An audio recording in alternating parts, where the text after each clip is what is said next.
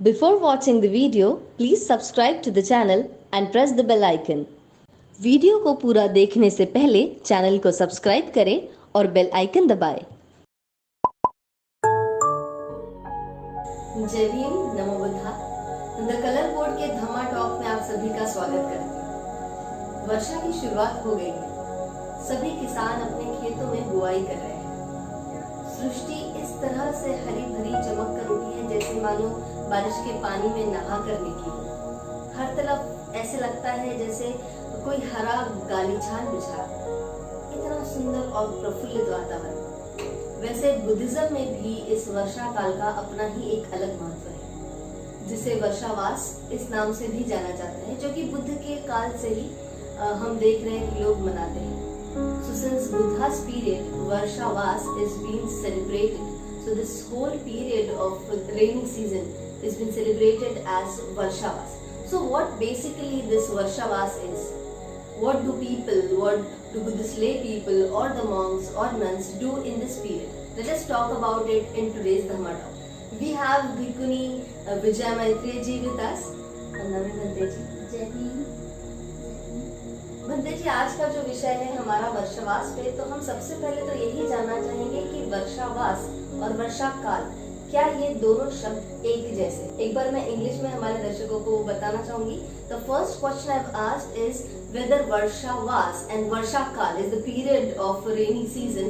Are these two words similar or are synonyms to each other? That's my first question. जी, वर्षा काल और वर्षावास, इसमें वर्षा शब्द ये कॉमन शब्द आ रहा है और उससे जाहिर भी हो रहा है कि इसका वर्षा से संबंध है।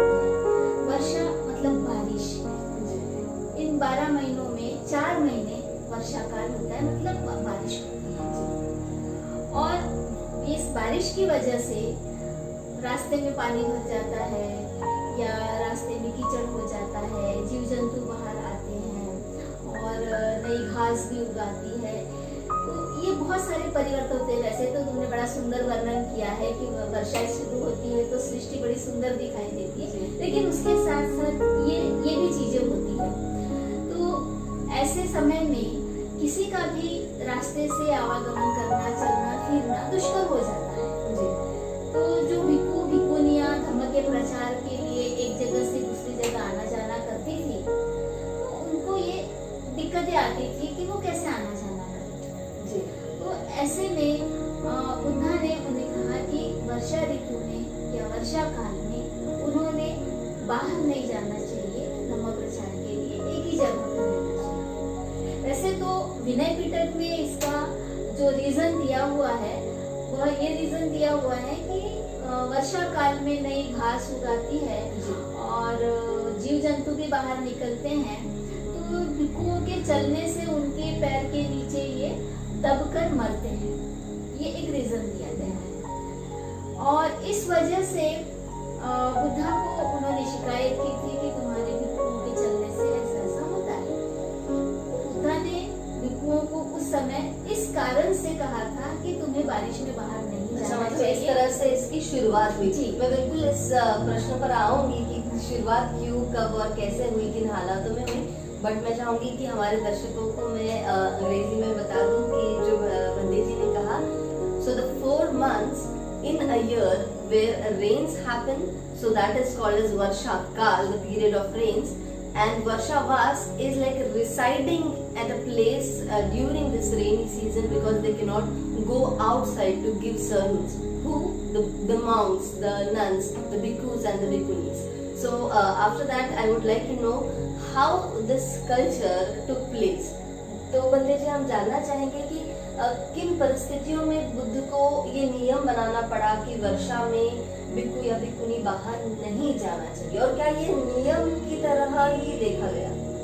बिल्कुल, ये नियम की तरह देखा गया हम इसलिए बोल सकते हैं क्योंकि इसका उल्लेख हमें विनय पिटक में मिलता है, जो कि बौद्ध साहित्य है, बौद्ध त्रिपिटक होता है, उसमें से विनय पिटक ये भिक्खु भिक्खुनियों के लिए जो नियम बनाए गए थे उसका एक संकलन है। तो इसमें हमें ये पता चलता है कि बारिश के समय में कुछ लोगों ने बुद्ध के पास में शिकायत की थी कि भिक्खुओं के चलने फिरने से बारिश में जो नई घास उगाती है, जो नए जीव जंतु जमीन पर निकल आते हैं, तो वो इनके पैरों के नीचे दबकर मरते हैं। तो इस शिकायत की वजह से उस समय बुद्धा ने ये नियम बनाया कि भिक्षुओं वर्षा काल में एक जगह स्थायी रहो, बाहर नहीं जाना है। जैसे कि बाकी के महीने वो धम्म प्रचार के लिए या चारिका के लिए चलते रहते थे, वो नहीं करना है। लेकिन मैं विशेष रूप से ये बताना चाहूंगी कि ये नियम बनाने के पीछे केवल ये एक ही रीजन नहीं है, इसके पीछे दूसरे भी कारण ये है कि वर्षा काल में जब भिक्षु भिक्षुनियां एक जगह से दूसरी जगह आना जाना करते थे, तो उस समय में बाढ़ भी आने के खतरे होते थे ना, क्योंकि उस समय इतना डेवलप नहीं हुआ था, सब कुछ रास्ते नहीं बने हुए थे, और कई बार एक गांव से दूसरे गांव जाने के लिए नदियों को पार करके भी जाना होता था। तो उसमें भिक्षुओं के बह जाने का भी खतरा था, उनके भीगने का खतरा था, उनके पास में ज्यादा कपड़े या ज्यादा सामान नहीं होते थे, और भी दूसरे जंगली जानवरों से भी उन्हें खतरा, बीमार भी पड़ सकते हैं, बीमार भी पड़ सकते थे। कई तरह के भिक्षुओं को भी खतरे थे। इस वजह से भी बुद्धा ने कहा कि भिक्षु वर्षा काल में एक जगह रहो। तो ये नियम बनाने के पीछे कुछ कारण। धन्यवाद बंदे जी। तो जैसे बंदे जी ने बताया, like she said that there are several reasons to make this as a law. And why law? Because it is mentioned in the Vinay Pitaka, from the 3 Pitakas. The law is that, like, usually the bhikkhus and the bhikkhunis used to go out to preach Dhamma to people from villages to villages. So during these rainy seasons, it became very difficult to travel outside. Looking at the two things, that somebody complained during that time that the bhikkhus and bhikkhunis travel, and then the newly cultivated seeds or like saplings or something like the small plants. So the 4 months in a year where rains happen, so that is called as Varsha Kal, the period of rains. And Varsha Vas is like residing at a place during this rainy season, because they cannot go outside to give sermons. Who? The monks, the nuns, the bhikkhus and the bhikkhunis. So after that I would like to know how this culture took place. तो बंदे जी, हम जानना चाहेंगे कि किन परिस्थितियों में बुद्ध को ये नियम बनाना पड़ा कि वर्षा में भिक्षु या भिक्षुनी बाहर नहीं जाना चाहिए, और क्या ये नियम की तरह ही देखा गया?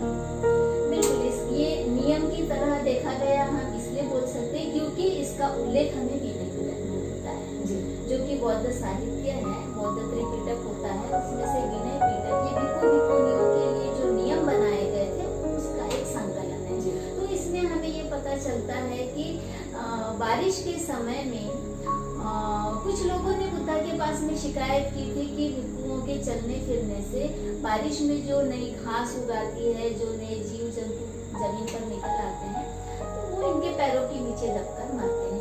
तो इस शिकायत की वजह से उस समय बुद्धा ने ये नियम बनाया कि भिक्षुओं वर्षा काल में एक जगह स्थायी रहो, बाहर नहीं जाना है। जैसे कि बाकी के महीने वो धम्म प्रचार के लिए या चारिका के लिए चलते रहते थे, वो नहीं करना है।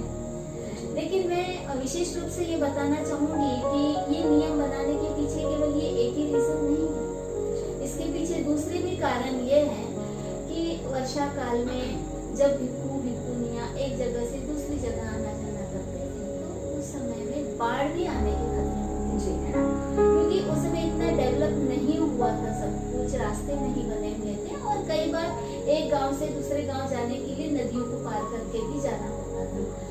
तो उसमें भिक्षुओं के बह जाने का भी खतरा था, उनके भीगने का खतरा था, उनके पास में ज्यादा कपड़े या ज्यादा सामान नहीं होते थे, और भी दूसरे जंगली जानवरों से भी उन्हें खतरा, बीमार भी पड़ सकते हैं, बीमार भी पड़ सकते थे। कई तरह के भिक्षुओं को भी खतरे थे। इस वजह से भी बुद्धा ने कहा कि भिक्षु वर्षा काल में एक जगह रहो। तो ये नियम बनाने के पीछे कुछ कारण। धन्यवाद बंदे जी। तो जैसे बंदे जी ने बताया, like she said that there are several reasons to make this as a law. And why law? Because it is mentioned in the Vinay Pitaka, from the 3 Pitakas. The law is that, like, usually the bhikkhus and the bhikkhunis used to go out to preach Dhamma to people from villages to villages. So during these rainy seasons, it became very difficult to travel outside. Looking at the two things that somebody complained during that time, that the bhikkhus and bhikkhunis travel, and then the newly cultivated seeds or like saplings or something like the small plants could get damaged because of their feet falling onto it, maybe creatures getting killed due to it. And the other side also was, it was not just harmful for the creatures or saplings, but also for the people, the monks and the monks and the nuns, because this nature could get violent in rains, and also it was also harmful for them. Their clothes could get wet, they could get ill also. So in looking at all these situations, Buddha told his disciples, his monks and nuns, to stay at a place, to reside at a place during this whole rainy season.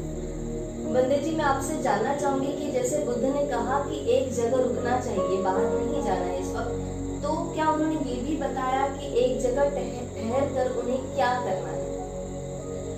हाँ, एक जगह ठहर कर क्या करना है ये बताने से पहले मैं और एक बात बताना चाहूंगी कि वर्षा काल के समय में जगह जगह रुक जाते थे, लेकिन हर जगह वो सुविधा नहीं थी उनके रुकने की। जैसे कि आज भी हम देखते हैं कि कुछ क्षेत्रों में हमें बहुत बड़ी मात्रा में बुद्ध विहार दिखाई देते हैं, लेकिन हम बहुत दूर अन्य राज्यों में, अन्य क्षेत्रों में, गाँव में जाते हैं तो हर जगह पर विहार नहीं बने हैं, है ना।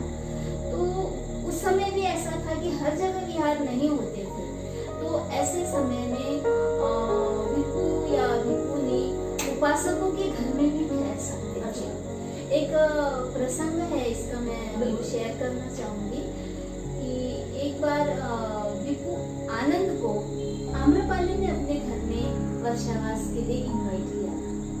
मैं ये कहानी इसलिए बता रही हूँ कि जनरल लोगों के मन में ये है कि इन्होंने बिहार में ही रहना चाहिए, ऐसा जरूरी नहीं है, उपासक भी अपने घर में बुला सकते हैं। और जब आम्रपाली ने बुलाया तो आम्रपाली एक बड़ी हस्ती थी उस समय से, वो बहुत बड़ी सुंदरी थी, वैशाली नगर की एक सुंदरी के रूप में प्रसिद्ध थी। तो उसने जब बुलाया भिक्षु आनंद को अपने यहाँ वर्षावास के लिए, तो आनंद ने बुद्ध से ये बात कही कि आम्रपाली की तरफ से मुझे इस तरह से निमंत्रण आया है कि मैं उनके घर पर, उनके आम्रवन में वर्षावास करूं।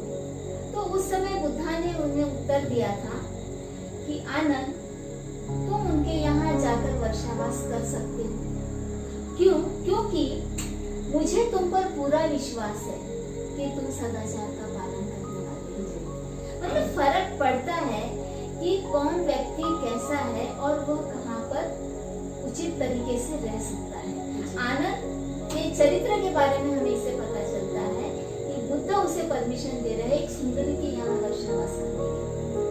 तो इस बात से ये भी पता चलता है कि समय और परिस्थिति के अनुसार जहाँ भी भिक्षु भिक्षुनियाँ वर्षा काल में रह सकते हैं, वहाँ पर उनका रहना उचित होता है या वो जायज हो सकता है। जरूरी नहीं कि हर जगह विहार हो और वो विहार में रहे, लेकिन इस दौरान उन्होंने नैतिकता का, शील का पालन करना बहुत जरूरी है। और इस बात से मैं आपके उस प्रश्न पे आ रही हूँ, मैं इसका सिर्फ बता देती हूँ, माफ कीजिएगा मैं आपको रोक रही हूँ। Bande ji added a very important point here, like bhikkhus and bhikkhunis have to stay back. Usually what we consider is staying at the viharas, but with an example she tells that it is also okay sometimes to stay at some upasaka's or upasika's place also. The example is given by her about Anand, who once stayed at Amrapali's place. Amrapali was a celebrity then, and Buddha agreed to this. Why? Because he believed that Anand will follow all his moralities, all the moral teachings that Buddha has taught him. So it is not just necessary that during the Varshavas, bhikkhus and bhikkhunis should be staying in vihara only, but if some time of situations come that they have to stay at some upasaka's place also, so it is also okay in some of the situations. The next question that I have asked her is, what do they have to do during this वर्षवास? जी बताइए। मैं इस प्रश्न पर आ रही हूँ। जहाँ नैतिकता की बात आई है, आनंद के ऊपर भरोसे की बात आई है, तो निश्चित रूप से ये भी उसके पीछे की पार्श्वभूमि हमें नजर आती है कि वर्षा काल के दौरान बुद्ध कहते हैं कि इस समय का हमें अच्छे से सदुपयोग करना चाहिए। जो कुछ भी बुद्ध ने नैतिक शिक्षा दी है, धम्म की शिक्षा दी है, उन्होंने कैसे आचरण करना चाहिए, कैसे रहना चाहिए, वो सारी शिक्षाओं का उन्होंने इस दौरान अध्ययन करना जरूरी है, ताकि उनके आचरण में भी वो दिखाई दे। क्योंकि भिक्खु भिक्खुनियां यह समाज के संपर्क में आते हैं, तो ऐसे में उनका व्यवहार बहुत मायने रखता है। जी बिल्कुल।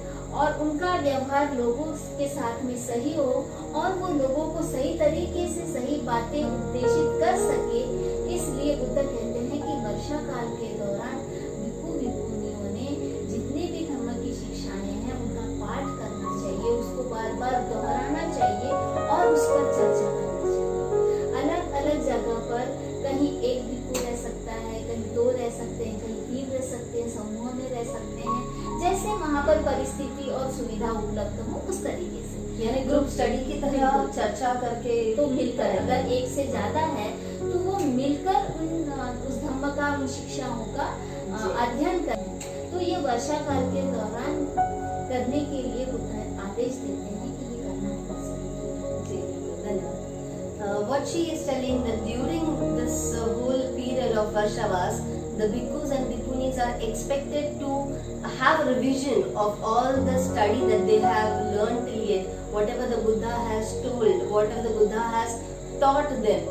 So all these teachings they have to learn it by heart it, understand it, discuss it, have group discussions if there are more bhikkhus and bhikkhunis living together during this time, and then they have to practice it and cross check whether they are successful in doing so and how to implement it in a better way.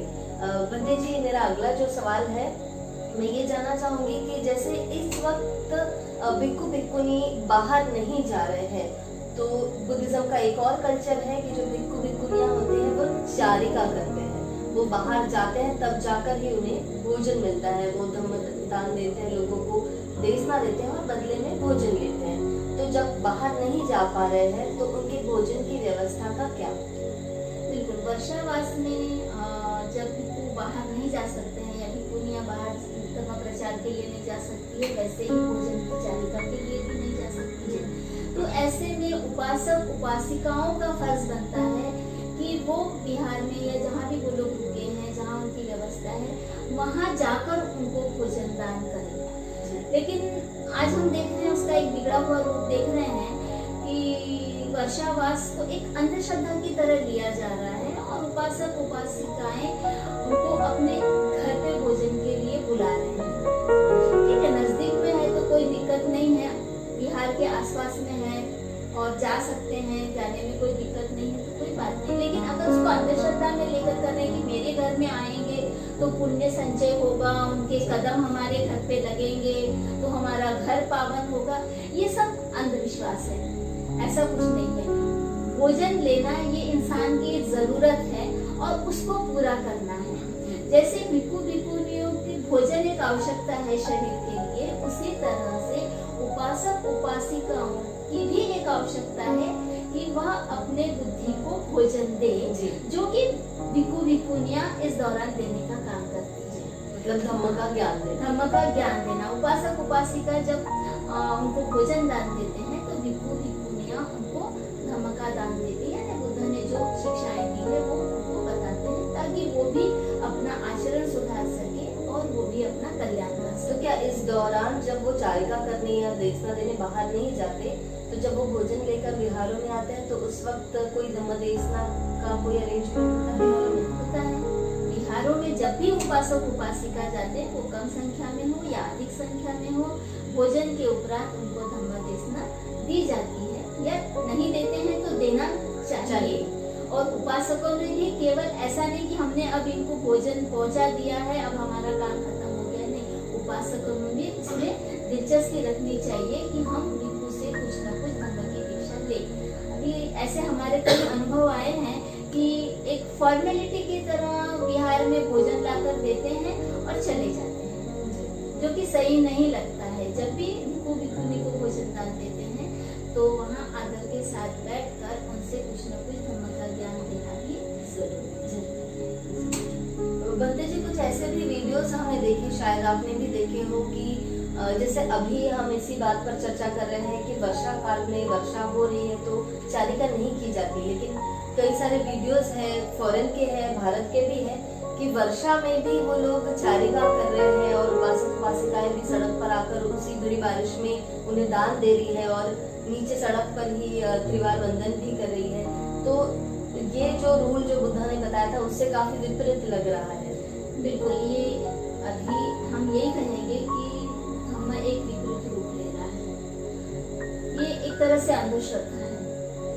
जिस बुद्धा ने बोला है कि वर्षा काल में आपको एक जगह स्थायी रहना है, चारिका के लिए बाहर नहीं जाना है या धर्म प्रचार के लिए बाहर नहीं जाना है, तो ऐसे में आप भोजन की चारिका के लिए बारिश में निकल रहे हैं, जो कि सरासर गलत है। लोगों को, उपासकों को तो इसकी गंभीरता नहीं मालूम, क्योंकि जो भिक्खु भिक्खुनियां हैं वो हम उनसे अपेक्षा करते हैं कि वो ज्ञानी है, सही गलत की उन्हें अधिक पहचान है, क्योंकि विनय पिटक उन्होंने पढ़ा है। बिल्कुल। तो भिक्खु भिक्खुनियां जब तक उपासक उपासिकों को ये नहीं बताएंगे कि वर्षा काल के दौरान इस तरह से बाहर नहीं आ सकते हम, तो उपासक उपासिका इस चीज को नहीं समझ सकते हैं। वो तो जहाँ चीवरदारी देखते हैं, वर्षा हो या गर्मी हो, वहीं पर वो उनको आदर सत्कार करना शुरू कर देते हैं, पंचांग प्रणाम करना शुरू कर देते हैं। वर्षा की भी वो परवाह नहीं करते, लेकिन ये एक गलत मैसेज जा रहा है, क्योंकि हम देखते हैं कि बुद्ध का धर्म ये बहुत ही व्यवहारिक और साइंटिफिक है। वो प्रकृति के खिलाफ नहीं जाता है, वो प्रकृति के साथ समन्वय रखते हुए कार्य करता है। तो बारिश का जो मौसम है उसमें अगर ये चलता कि बाहर में भोजन की चारिका करने के लिए बारिश में जा सकते थे, तो विनय पिटक में ये नियम लिखने की जरूरत ही नहीं पड़ती।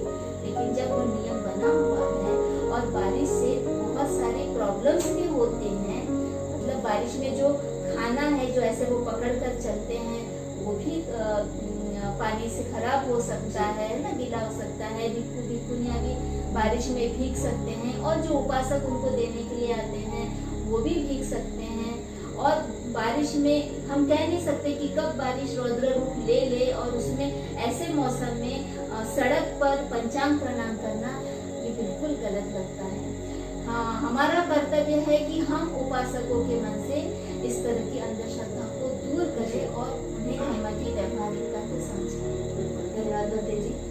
The topic which we were discussing now was there is a culture in Buddhism where bhikkhus and bhikkhunis have to go out for charika. Charika means for receiving food from the people. So they walk in a line, holding the bowl, the bhiksha patra in hand, where people given food for them. So since it is rainy time, and so Buddha said that they do not have to go out. So the arrangements for food and all is the responsibility of the upasakas and upasikas. So they come to the viharas, they have to come to the viharas to give them food, and in return the bhikkhus and bhikkhunis have to give them dhammadesna. So it is a two-way, we can say two-way responsibility. One is giving them food for the energy, for energy, and the other one is giving food of mind, the dhamma gyan, the teachings. So in this way the process is going on, and as she told us, it is very strictly to be taken care of, that people should not fall for superstitions, and bhikkhu bhikkhunis should not inculcate this superstition by walking for charika during the rains. So it should be taken care. Bhante जी, अगला जो मेरा प्रश्न है कि जैसे हमने बात तो कर ली कि क्यों किया जाता है वर्षवास और भिक्खु भिक्खुनी क्या करते हैं, लेकिन ये उपासक और उपासिकाओं का क्या रोल होता है इस बीच में? हमने कुछ शब्द सुना है उपोषद, तो ये उपोषद क्या होता है और ये उपासक उपासिकाएं उपोषद क्यों लेती है और उसमें क्या क्या होता है? इस विषय पे चर्चा करना बहुत जरूरी है, क्योंकि आज हम देख रहे हैं कि हर जगह यही शब्द सुनाई पड़ रहा है।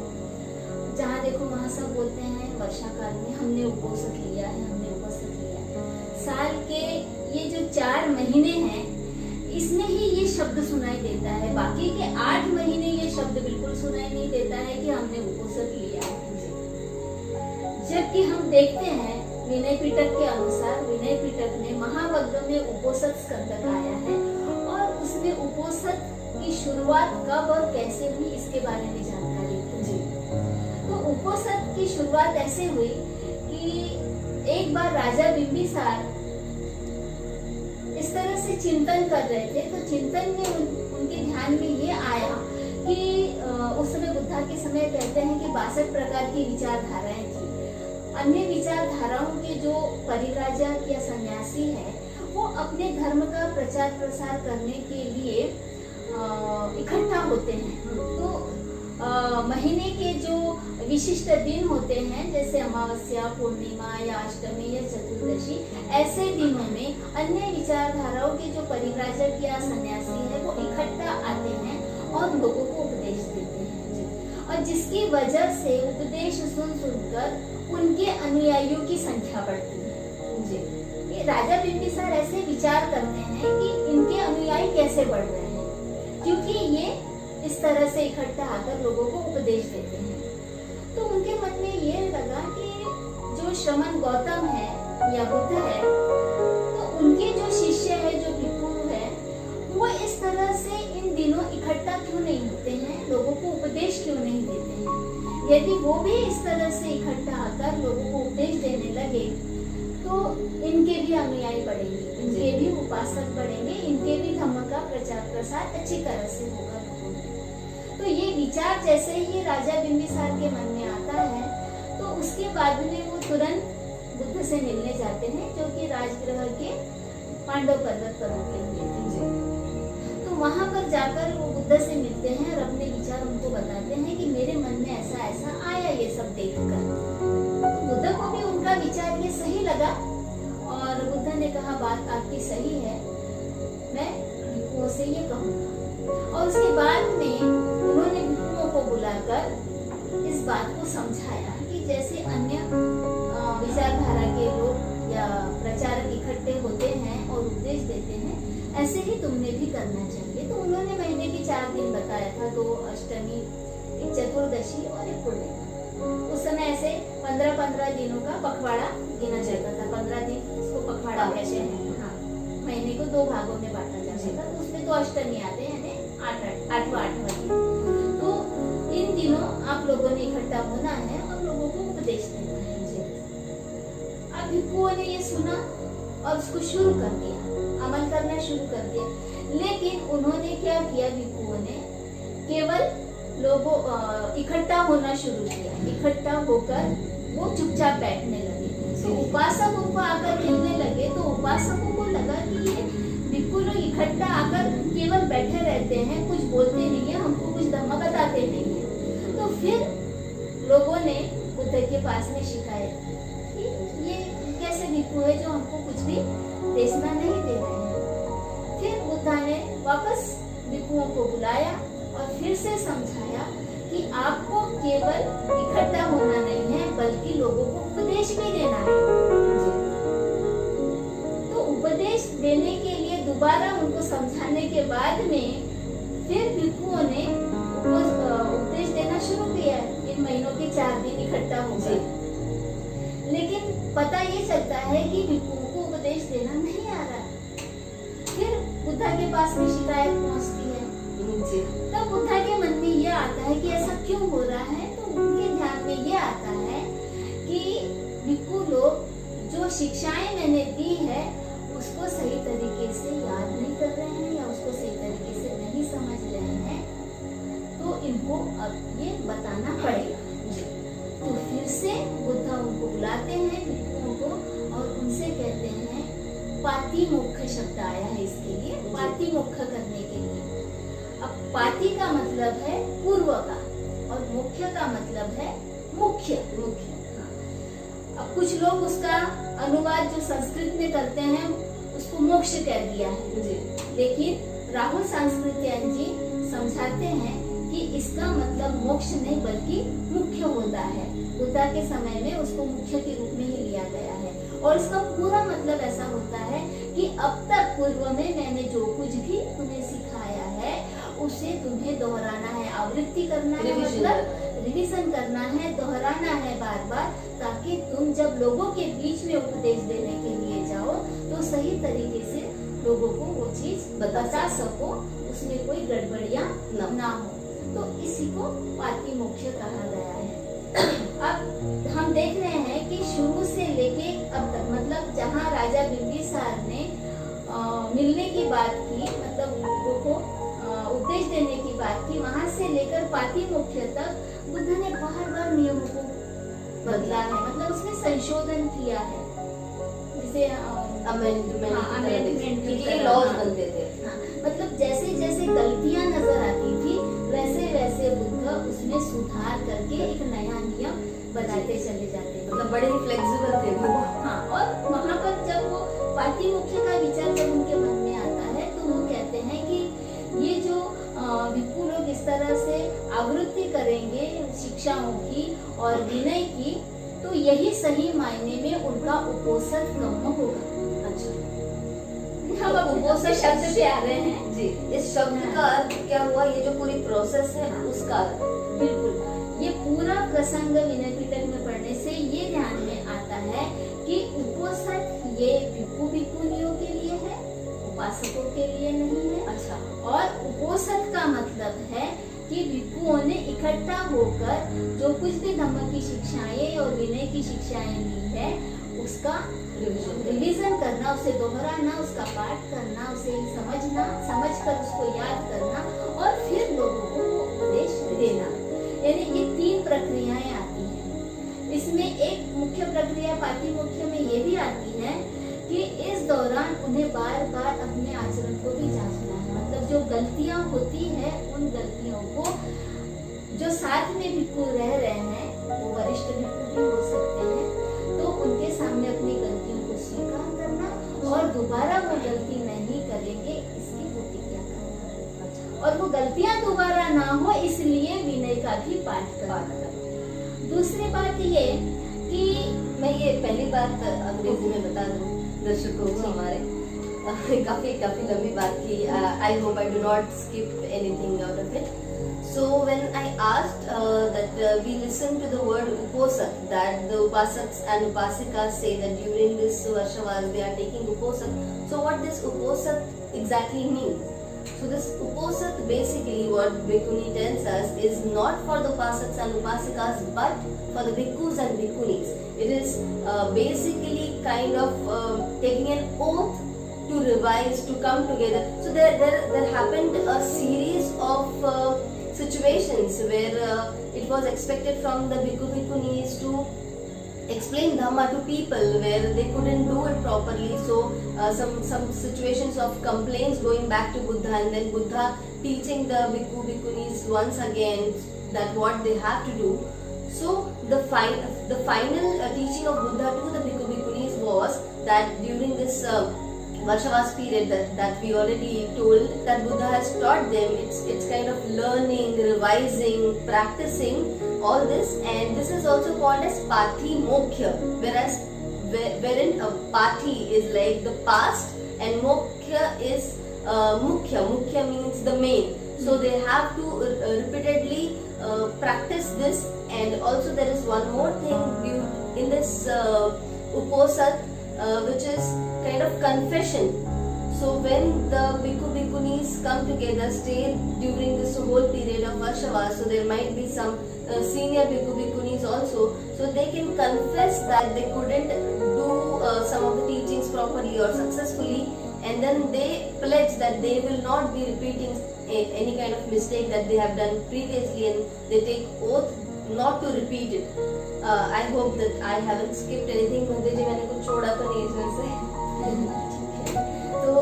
So like this, during this whole period, Uposak is not for the upasikas but for the people in robes, that they have to practice and try not to do any mistake in that period. It's kind of a cross-checking with self during this period. तो फिर भिक्खु भिक्खुनी ये जो है इनका काम है उपोषण। तो उपासक उपासिकाएं जो कहते हैं कि हम उपोषण ले रहे हैं, तो उन्होंने क्या करना चाहिए, उनका क्या कार्य होता है इस समय? उससे पहले मैं वो दूसरा पॉइंट बोलना चाहूंगी इस संदर्भ में, जो है उपोषण के संदर्भ में, कि लोग ये समझ रहे हैं कि वर्षा काल में उपोषण लेना होता है जी, जबकि हम देख रहे हैं विनय पिटक के अनुसार उपोषण ये 12 महीनों के लिए है। जैसे पहला पॉइंट निकल के आया कि ये भिक्खु भिक्खुनियों के लिए है, उसी तरह से ये सिर्फ वर्षा काल के लिए नहीं या वर्षावास के लिए नहीं, तो ये 12 महीनों के लिए और हर महीने के 4 दिन। लेकिन बाद में धीरे धीरे उसमें संशोधन होता गया, बदल होता गया नियमों में, और महीने का केवल एक दिन, पूर्णिमा का दिन आखिरी में आया कि पूर्णिमा, कम से कम पूर्णिमा का एक दिन तो भी इस तरह का उपोषण और पातिमुख्य होना चाहिए। तो ये जो गलत फहमी है लोगों में कि वर्षा काल में उपोषण करते हैं, ये गलत फहमी नहीं होनी चाहिए। So the second point is very important, that this uposatha is not just for 4 months, not just for the Varshavas, but for the whole year, for the lifetime that they have to revise. Of course, they have to learn it, and of course, they have to test and try practicing it. She told in the previous answer that there are kind of 62 different ideologies during that time, and Bimbisara told that the followers are growing because their preachers are able to teach or to preach in a proper way. So in this way, uposatha was decided to be done 4 days of every month, and then it couldn't happen like during these years. So currently the situation is, it was at least expected out of them to do once in a month, that was the Purnima, the full moon day, and then they have to confess and revise it and like do this uposatha at least once a month, that is the Purnima time. जी बंदे, अब जो आपका दूसरा जो question है कि उपासक उपासिकाओं में क्या करना है? उपासक उपासिकाएं जो कर रही है, अभी बोलते हैं कि हमने उपोषण लिया है, तो उपोषण का मतलब वो समझ रहे हैं अष्टशील लेना जी। कुछ लोग अष्टशील ले रहे हैं और कुछ लोग उसका मीनिंग लगा रहे हैं कि इस दौरान उपवास करना जी। 2 चीजें आ रही हैं निकल कर कि जो आम लोग हैं वो उपोषण के नाम पर अष्टशील लेते हैं और उपवास करते हैं। और उपवास कैसा है, जैसे भिक्षुओं का नियम है कि दिन में एक बार, मतलब 12 बजे से पहले सुबह में और शाम को नहीं खाना है जी। तो इस तरह का जो संकल्प लोग उपोषण के नाम पे ले रहे हैं और कर रहे हैं, तो मुझे लगता है कि ये कल्चर डेवलप होते आया है, ये कहीं ना कहीं से इसकी शुरुआत हुई होगी, ये डेवलप होते आया है कि आज जो चीजें भिक्षुओं के लिए की गई है वो आम लोग भी कर रहे हैं। अष्टशील लेना बुरी बात नहीं है, बहुत अच्छी बात है, अष्टशील को समझ कर लेना चाहिए। तो इसमें भी लोग एक अंधश्रद्धा में जाकर ले रहे हैं। उन्हें लगता है, सब लोगों को ऐसा लगता है कि भूखे रहना बहुत ज्यादा जरूरी है, जमीन पर सोना बहुत ज्यादा जरूरी है, इस तरह से उसको अंधश्रद्धा में ले रहे हैं। जबकि अगर आपकी हेल्थ को वो चीजें सूट नहीं करती है, आपके स्वास्थ्य के लिए वो अगर हानिकारक है, तो आपको नहीं करना चाहिए। यदि आप डायबिटीज के पेशेंट है या बीपी के पेशेंट है या आपकी सुबह शाम की दवाइयाँ चल रही है, तो ऐसे पेशेंट का भूखे रहना या भूखे रहकर दवाई लेना उनके लिए नुकसानदायक हो सकता है। बुद्ध कहते हैं कि जो नुकसान करता है उसको छोड़ दो, क्योंकि ये कल्याणकारी धम्म है जी। कहते हैं ना कि बुद्ध का धम्म शुरुआत में भी कल्याणकारी है, अंत में भी कल्याणकारी है और मध्य में भी कल्याणकारी है। लेकिन अगर अंधश्रद्धा के तहत हम इस तरह का अगर काम करते हैं जो हमको सूट नहीं करता है, हानिकारक है, तो इसका मतलब है कि हम धम्म को नहीं समझेंगे। तो इसको मैं एक उदाहरण दूं क्या इसके ऊपर में? बिल्कुल कि एक हमारी उपासिका है जिसने अष्टशील लिया था, वर्षावास में उपोषण के नाम पर लिया था, सफेद वस्त्र पहन लिए और भंते जी से अष्टशील भी लिया। तो अष्टशील में गहने नहीं पहने जाते हैं, और हमारी भारतीय संस्कृति ये है कि विवाहित महिलाएं गहने पहनती है, सुहाग की निशानियां पहनती है। तो बड़ा मुश्किल होता है उनके लिए इस तरह का जीवन स्वीकार करना कि सफेद कपड़े भी पहन लिए और ऊपर से मंगलसूत्र भी निकाल लिया, बिंदी भी निकाल ली, चूड़ियां भी निकाल लिया। उसके बाद में जब दूसरी बार उनसे मुलाकात होती है उपासिका से, तो देखते हैं कि उन्होंने सारा श्रृंगार पहन लिया है वापस से। हाँ, तो फिर प्रश्न ये उठा कि भाई आपने अष्टशील लेते समय तो ये सारे गहने उतार लिए थे, अब आपने सारे पहन लिए हैं, तो अष्टशील का पालन कैसे होगा? तो पता चला उस महिला से या उस उपासिका से, उन्होंने कहा कि भंते जी मैं मार्केट में गई थी और मेरी एक परिचित महिला मिल गई और जैसे उसने मुझे देखा तो वो एकदम शॉक हो गई और उसने मुझे पूछा कि अरे आपके पति कब गुजर गए, आपने कुछ बताया ही नहीं। जी, बिल्कुल उसी से जोड़ा जाता है। हाँ, क्योंकि उसने बिंदी नहीं लगाई थी, चूड़ियां नहीं पहनी थी, ऊपर से सफेद साड़ी पहनी थी, मंगलसूत्र नहीं पहना। हाँ, तो वो महिला एकदम शॉक होकर जब उसको ये पूछती है तो ये भी शॉक हो जाती है कि कहीं मेरा ऐसा करने से मेरे पति को कुछ हो तो नहीं है, या फिर गलत मैसेज जा रहा है लोगों हाँ। तक। वो भी तो उन्होंने तुरंत घर में आकर वो सारे गहने पहन लिए। जी, अब ये कितना बड़ा विरोधाभास हो गया है। अब उनके पति को कुछ नहीं होगा। तो क्या है कि ये समझकर नहीं किया जा रहा है। मेरे कहने का मतलब ये है कि उपासक उपासिकाओं का अष्टशील लेना अच्छी बात है उपासक के नाम पर, लेकिन इस तरह से गलतफहमी भी नहीं रखनी चाहिए कि ये जो श्रृंगार के साधन हैं ये अपने पति के जीवन से उसको जोड़ के देख रहे हैं, उसको पहनने से वो जिंदा रहेगा, उसको नहीं पहनने से उसको कुछ खतरा हो जाएगा, तो इसका मतलब है कि धम्म नहीं समझे हैं। और जो चीजें आप व्यवहार में नहीं कर सकते हैं, उसका आचरण नहीं कर सकते हैं, तो उसका इस तरह से दिखावा करना भी ये गलत मैसेज जाता है। कुछ दिन के लिए सिर्फ दिखावे के लिए ये सब करना और फिर वो पोषक खत्म करने के बाद फिर जैसे थे वो हो जाना भी गलत है। और मैं ये कहती हूँ कि सिर्फ ये उपोषण लेकर ही ऐसा बिहेव करना इतना ही मर्यादित धम्म नहीं है। धम्म ये बहुत व्यापक है और इसको डेली लाइफ में करना चाहिए, हमेशा करना चाहिए।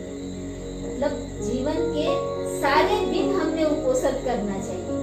अब उपोषण बोले तो फिर वही नीचे सोना और गहने नहीं पहनना और एक टाइम खाना, अगर इसको आप पकड़ते हैं तो फिर आपके लिए मुश्किल हो जाएगी। ये उपोषण नहीं, ये उपोषण नहीं है। जैसे शुरुआत में हमने बात की थी कि बुद्ध की जो पढ़ाई हुई शिक्षा है उसको पढ़ाई करके आचरण में लाना, तो इसमें पंचशील बहुत इम्पोर्टेंट है। यदि आप अपने डेली लाइफ में पंचशील का भी पालन करते हैं, कम से कम पंचशील का भी पालन करते हैं, तो ये आपके जीवन के लिए कल्याणकारी होगा। तो उपोषण के बारे में जो गलतफहमियां हैं उसको दूर करना बहुत जरूरी है। इसका संबंध केवल वर्षा काल से है, इसका संबंध केवल उपासकों से है, ये गलतफहमियां हमको दूर करनी पड़ेगी। कि कुछ लोग उपोषण 8 दिन के लिए, 1 महीने के लिए भी लेते हैं जी, और क्योंकि वो करना उनको कठिन लगता है तो फिर वो मर्यादा में आ जाते हैं। कम से कम इतने दिन तो करके देखो। कम से कम इतने दिन तो हम अष्टशील का पालन करके देखते हैं। अगर अष्टशील का पालन नहीं होता है तो पंचशील का संकल्प करें, पंचशील का नहीं होता है तो कम से कम एक शील का तो भी संकल्प ले और धीरे धीरे उसकी समय मर्यादा बढ़ते जाए, तो ये हमारे जीवन के लिए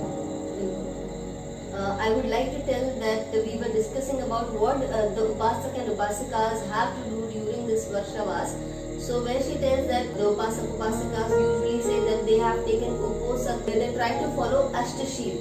So basically all the lay people follow the 5 precepts which we call panchashil. So ashtashil includes 3 more precepts. But Bhikkhuni is telling us that we should not get confused with the meaning of uposak. We should be clear about it, and also we should not do it just for showing it off to the people that we are doing something and I'm wearing only white clothes, I'm eating just one time in a day, I'm sleeping on the floor and not on the bed. So this is not what uposak is supposed to be like.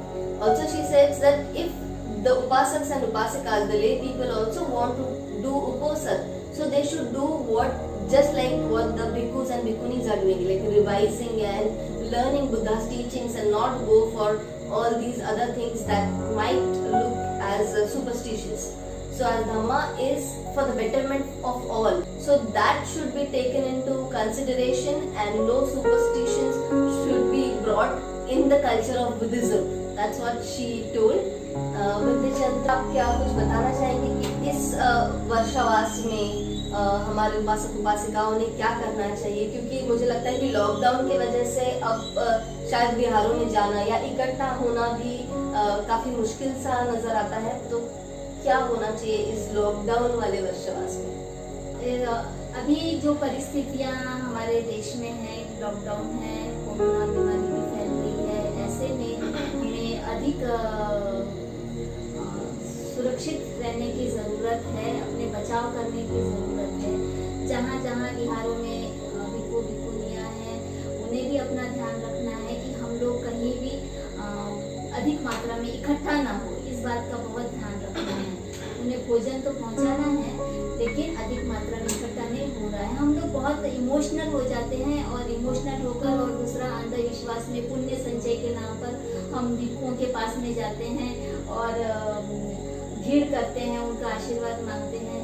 मुझे ऐसा लगता है कि अगर हम इस तरह से काम पहले की तरह नहीं कर पा रहे, बिहार में नहीं जा पा रहे हैं, बड़े प्रोग्राम नहीं कर पा रहे हैं, तो डिजिटल प्रोग्राम्स भी हमारे हो सकते हैं। अभी काफी सारे हो भी रहे, लेकिन सभी भिक्खु भिक्खुनियों के पास में ये सुविधाएं नहीं है। एंड्रॉइड फोन नहीं है या एंड्रॉइड फोन को यूज करना नहीं आता है, लैपटॉप नहीं है, ये सारी चीजें हैं। तो मुझे ऐसा लगता है कि जिनके पास में नहीं है वो अपना अध्ययन करे, ये भी बेटर है सबसे ज्यादा, क्योंकि मुख्य रूप से तो वर्षावासी अध्ययन के लिए है।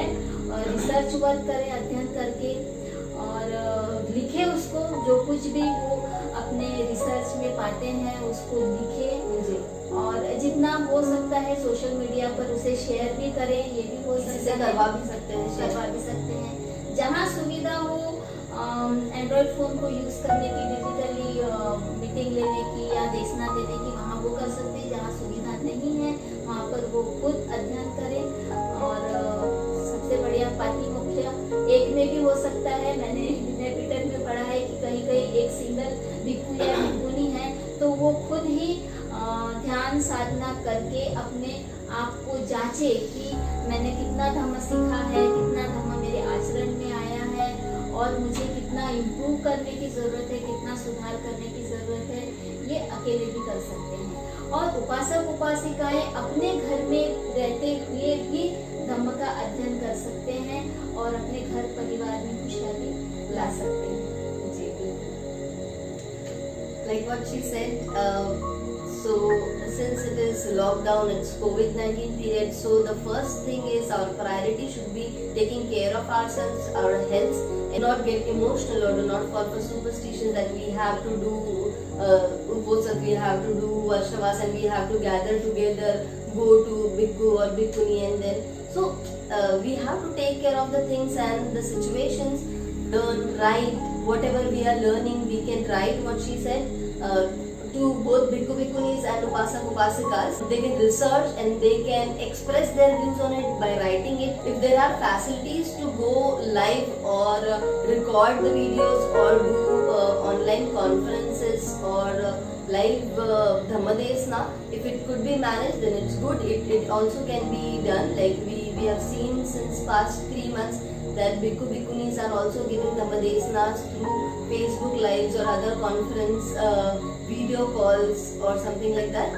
So in case if the facilities are available, we can go for that, or else we can do our learning of Dhamma and then expressing it through whatever means it is possible for us. Also she said that Vinaya Pitaka also mentions for if there is one single monk or nun, they also can practice it and they can evaluate themselves whether they are successfully doing the Dhamma preaching or learning it in a proper way, and they can see whether there is more scope for improvement. So likewise, we have to take this as an opportunity and learn Dhamma. बंदे जी, मुझे लगता है कि हमने सारे विषय वर्षावास को लेकर बोल दिए। क्या कुछ रह गया है तो आप बताइए। मैं इसमें आखिर में ये भी बताना चाहूंगी कि बुद्ध बड़े फ्लेक्सिबल थे, उनके जो भी उन्होंने नियम बनाए, तो वर्षावास के दौरान जहाँ भी वो रुके हैं तो ये भी नियम उन्होंने बनाया कि कभी कभी इमरजेंसी आ जाती है कहीं पर, ऐसे में आप उनकी मदद के लिए वर्षावास छोड़कर जा सकते हैं, ये भी नियम दिया है। देखिए कि बुद्ध हर जगह फ्लेक्सिबल हो रहे हैं, जो मानवता से रिलेटेड उनको दिखाई देता है, वो कहीं पर भी रिजिट नहीं हो रहे हैं। तो ये एक बहुत इम्पोर्टेंट बात लोगों तक मैं पहुंचाना चाहती हूँ कि कहीं पर अगर वर्षावास कर रहे हो भिक्खु भिक्खुनियाँ और कोई अगर इमरजेंसी आती है, कोई बीमार है या कोई मर गया है या और भी किसी तरह की, तो ऐसे में उन भिक्खु भिक्खुनियों को अपने रिलेटिव्स की मदद के लिए जाने की अनुमति बुद्धा देते हैं।